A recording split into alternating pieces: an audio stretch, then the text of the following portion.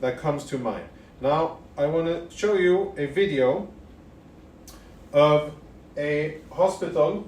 This is the Qatari hospital. This is how it looks after the fighting. There was fighting here. Hamas used the hospital for fighting. These are our troops that are now, they're combat engineers and special forces, and they're searching the ground looking for a tunnel shaft, which is here, circled in red. You can see a D9 bulldozer that is excavating and clearing it. That's the tunnel opening, concealed with some kind of cover. And soon you'll be able to see the entrance itself. Here you see the opening. This is the grounds of the hospital itself. And there's a combat position, a tunnel, and we know that there is a whole tunnel system underneath that hospital. And you can see it in daylight as well. Now, unfortunately, that's the shaft, the entrance. And that was used by Hamas to fight against Israel, again, the beginning of the clip. Why is this important? Because hospitals and other humanitarian facilities are supposed to enjoy special protection. But what Hamas is doing is that they're violating that special protection and using it for combat purposes, forcing us to operate there. And as we have shown, they've also built infrastructure, combat infrastructure under it. And we've spoken about the Shifa hospital in northern Gaza, the biggest and most important one, so I won't go over those things again.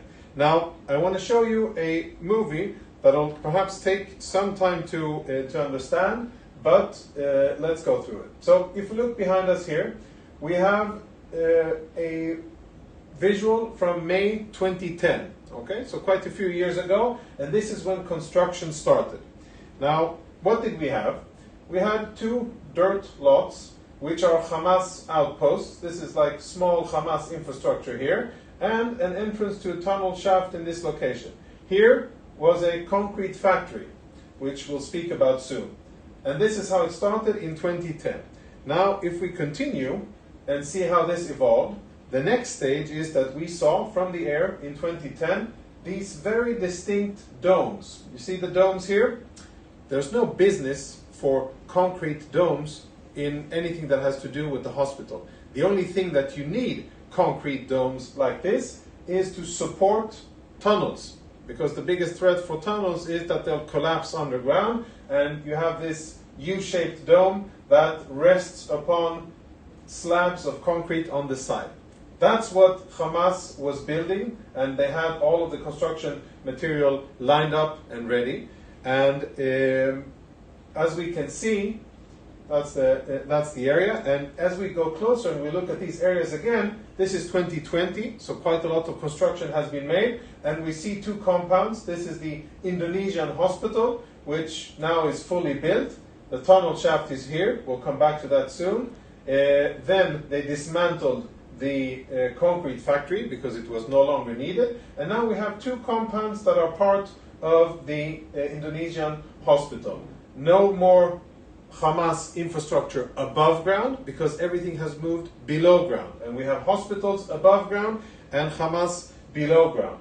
Now, remember this tunnel shaft here, right? We're moving, and now we shifted it around, and this is the main anchoring point, the roundabout, okay? The roundabout that you see here, now there's a different perspective, and what you can see is that there were launch pits in this area and in this area that were used in order to fire rockets. This is a zoom in of it, and we know that underneath this entire complex, there's an entire Hamas infrastructure underground, and it is absolutely normal. This is how Hamas operates all over the Gaza Strip. Why does this matter? Because this is a hospital. It's supposed to be a protected site, not something that Hamas is supposed to be using to fire from these. This is a heavy zoom in on one of those launch pits. So that's one story of one hospital that we have exposed and seen, which I think is very important for all of us to be aware of. Now, you may ask yourself, okay, they have tunnels. Don't take my word for it. This is an interview on RT, which is a very friendly network for Hamas. They ask a simple question. If you build bomb shelters in these tunnels, why don't you allow the civilians to use them? They're suffering above ground. It's dangerous. Musa Abu Marzouk, a Hamas senior, he says, well, we've built the tunnels for ourselves, for Hamas, for the combatants, and the civilians, the 2.3, 2.4 million Gazan civilians, they're above ground, and they're the responsibility of the UN. Instead of providing protection for civilians, what Hamas does is builds tunnels underground, uses them for their militants, the terrorists, builds them under hospitals in direct violation of the laws of armed conflict and every piece of common sense that you can think, because they're endangering the hospitals while they do that. And they're even brazen enough to say that, well, we have the tunnels and they're only for us, and the civilians, someone else would take care of them. Now I ask you, having seen this, and telling you that this is only a small part of what we know about Hamas practices and their real humanitarian interests. Seeing this, do you really think that it is Israel's responsibility, what's happening now in northern Gaza? Do you really think that things couldn't be different?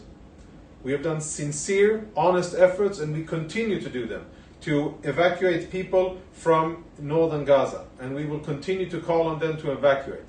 Hopefully they will do so that at the end of our situation, at the end of those efforts, we'll be able to have a northern Gaza which is relatively clear of civilian population, and then we will continue to fight and take the fight to Hamas wherever they are, underground, above ground. Will be less limited and restricted because of the presence of civilians, and we will be able to dismantle Hamas stronghold after stronghold, battalion after battalion, until we achieve the ultimate goal, which is to rid the Gaza Strip, the entire Gaza Strip, of Hamas, and to make sure that October 7, the horrible massacre that Hamas did in Israel, never happens again.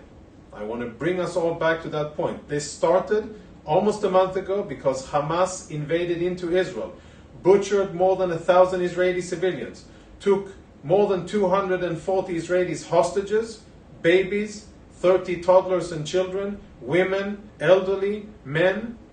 They're now being held in Gaza. That is why we're fighting, and that is what we are going to set straight.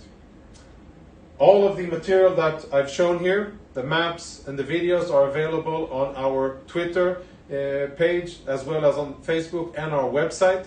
You can check out the details, and if you want something from YouTube, write us a comment and we will be quick to supply you with the correct information. We are hard at work in providing verified, trustworthy information so that you can cut through a lot of unverified information, a lot of fake that is out there based on Hamas and other narratives that are out there. Our job is to provide honest information and to show you what we're doing to fight the enemy and the enemy only. Thank you for watching. Share our content. Stay safe.